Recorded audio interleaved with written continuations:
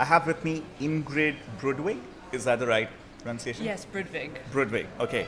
She's the Gender Policy Manager at World Wide Web Foundation. For people who may not necessarily be aware, World Wide Web Foundation is the foundation that Sir Tim Berners-Lee, he chairs, right?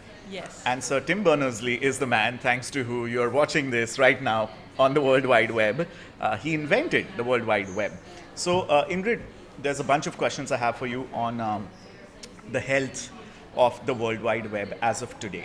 In 2019, just a couple of months ago, we celebrated the 30th birthday of the World Wide Web. I think it's safe to say that the web is having some sort of a delayed quarter life crisis, which generally comes in around 25, but around 30, the World Wide Web is going through a major crisis. There's a lot of negativity, there's a lot of hate speech, there are a lot of organized bad actors, there's terrorism, there is fake news, misinformation. And this is not to say that internet is not doing a whole lot of good. It's doing remarkable things, and it powers our life: healthcare, financial, e-governance, all of it. So talk to us about what, according to you, is the health report of the World Wide Web, and what are some of the biggest challenges? Absolutely. Well, this is, the state of the web right now is of great importance, not only to the World Wide Web Foundation, but it should be to everyone.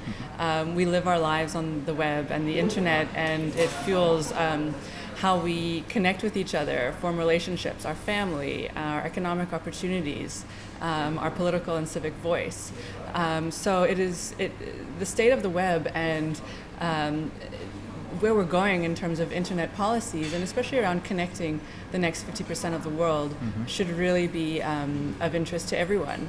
On that, we have reached a point in the web's history where we have connected 50% of the world. Okay, so out of 7 billion plus people on the planet, almost 50% of them have internet access. Yes, we've reached that 50% mark. In 30 years. Yes, and But the real growth has really just come about in the last 10 years or so. yes. The hockey stick graph that we see. And I think it's really important to note that the access gaps are very pervasive across geographies, across countries, within countries, particularly related to income.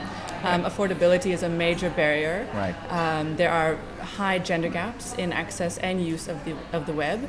So I'm going to keep interjecting you Yes. as I have questions. 50% of 7 plus billion people have internet. What is the gender ratio over there?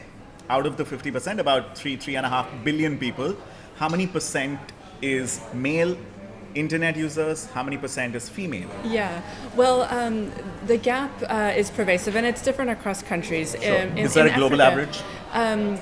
There are different data, Okay, but all right. overall, it's been recognized that women are 23% less likely to be on the web than men. Okay.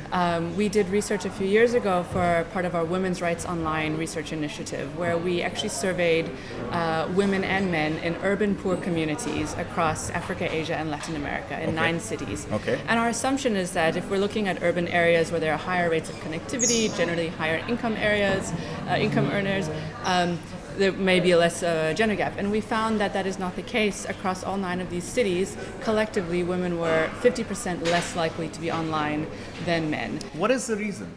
There are major barriers, including, as I mentioned, affordability and exorbitant costs. The internet is actually unaffordable in 60% of countries.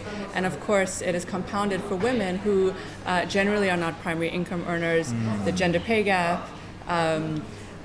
There are, gender and social norms around women's access to and mobility in public spaces and public life. We're seeing high incidences of patriarchy translating online. Exactly, because the fear for patriarchal setups is, I think you should shift in slightly bit. Yeah, you're doing the more important talking here. The fear for patriarchal setups in societies is that the more women have access to internet or information, the more enlightened versions of themselves they will be, and hence challenge the status quo and push for change in their living conditions and lifestyle and things like that. Absolutely. It's such an important domain for social organizing and access to information, and information is power. Yeah. And in our research, we looked at whether women who are online are using the internet to search and access information. And we found on the whole that it's very limited, in terms of women's actively searching for information on legal rights, sexual and reproductive health rights, searching for a job, is comparatively limited. And so there is a very worrying trend that women's access is actually confined to Facebook and social media platforms, and that this sort of access to information in a walled garden could actually be detrimental to women's informational lives. Let's switch gears from internet users to the companies that literally are the gateway to the internet, right? To all kinds of information, social connections, and services and products. We heard this at CyFy a lot about how literally 8 American companies pretty much control or run the internet for majority of the planet's internet users, 3 billion plus. And among these 8 companies there's actually a big acronym for it. I don't know, it was called FANG at some point, but there's Facebook, there's Amazon, there's Apple, there's Netflix, there's Google, and a couple of others. And Sir Tim Berners-Lee, the inventor of the World Wide Web, has been extremely vocal about his desire to decentralize the power from these 8 technological companies or behemoths or bullies. Talk to us about why and how, if at all, if that happens, how this change would be effective. Absolutely. Well, the World Wide Web was founded based on principles of openness and universality. So that is that anyone should be able to connect from anywhere and access any content and access each other.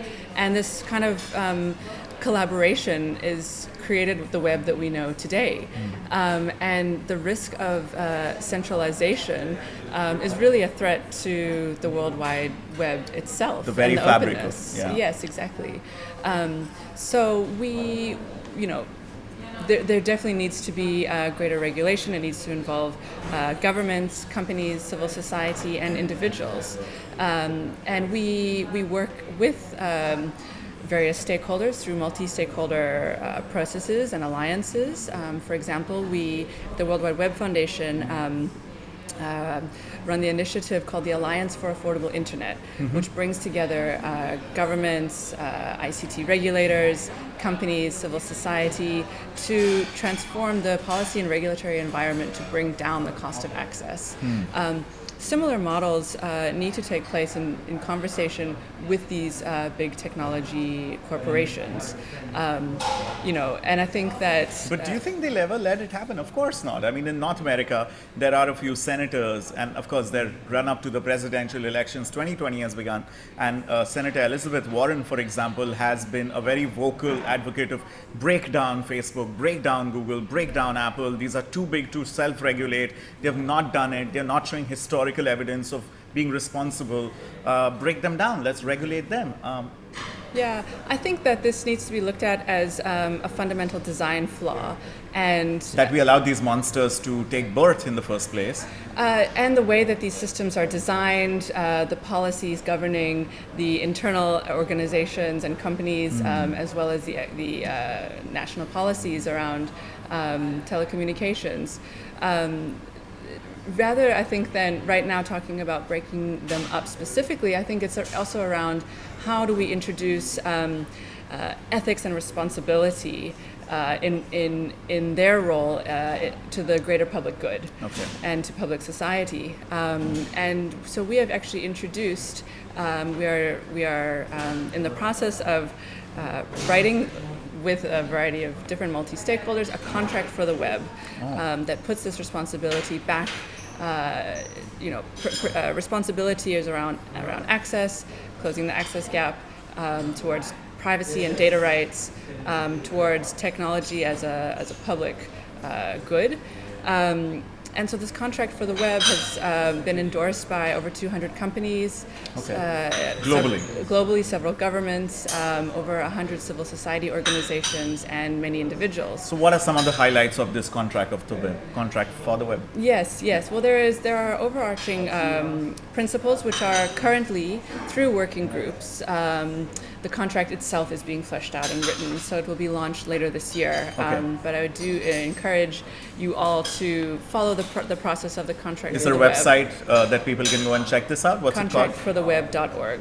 Okay, contractfortheweb.org. Yes. Okay. And I think just to bring in one other point on top of that is, I think part of the flaws in where we find ourselves now is because the sector is very insular in itself, and I think it needs to embrace diverse perspectives. It needs to bring in diverse employees and people to work with and collaborate with across sectors and across movements. So we also work on this through our gender policy work, looking at, for example, how to increase women's voices and perspectives in the design That's of literally gender my policies. next and last question to you. What work is World Wide Web Foundation doing to make sure that the web remains inclusive for all sections of the society, minorities, women, even though women are not minorities in real world, in offline world, but on the internet they are Yes. massive minorities. So how can that balance tilt? And how long will it take in terms of number of years and efforts to make it an equitable 50-50 kind of an internet? Yeah, that's a great question. And in fact, the United Nations Sustainable Development Goals has set some very concrete targets around developing policies that would promote women's empowerment on and through the internet. There is a specific target around achieving universal affordable internet access by 2020. Clearly, we are very far away from that. Yeah. So we have actually been monitoring countries' policy commitments and progress towards closing the digital gender gap and towards digital gender equality. And we have come up with a specific set of policy recommendations and an overarching framework, which I think is really central to addressing what you're asking. Okay. So this is like it's an instruction manual for governments, for policymakers. Take this handbook or playbook and do this. Yes. So it is easily remembered as REACT. Okay. So you're going to focus on rights, ensuring that human rights and women's rights are upheld in all technology policies and spaces. Monitor how technology is influencing women's rights and human rights. E would be around education, investing in digital education and capacity building at all educational levels. A would be around access, closing the access gap by prioritizing affordability and policies to promote competitive marketplace, bringing down the cost to connect. C would be around content, which is really around diversifying language, people's contributions, storytelling on and through the web. There is such a dearth of relevant content in local languages around the world. And we've seen wherever provided, people throng to the internet or throng to these online communities because they feel represented. Exactly. And it should be a space where everyone is able to contribute.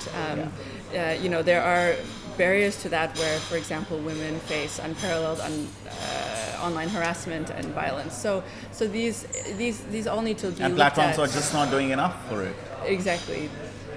They and governments are not. Don't you guys feel like you just want to go and grab these platforms by the shoulder, shake them up, and say what are you guys doing? Or why are you not doing? Or governments, the writing is on the wall. Women feel unsafe on the internet.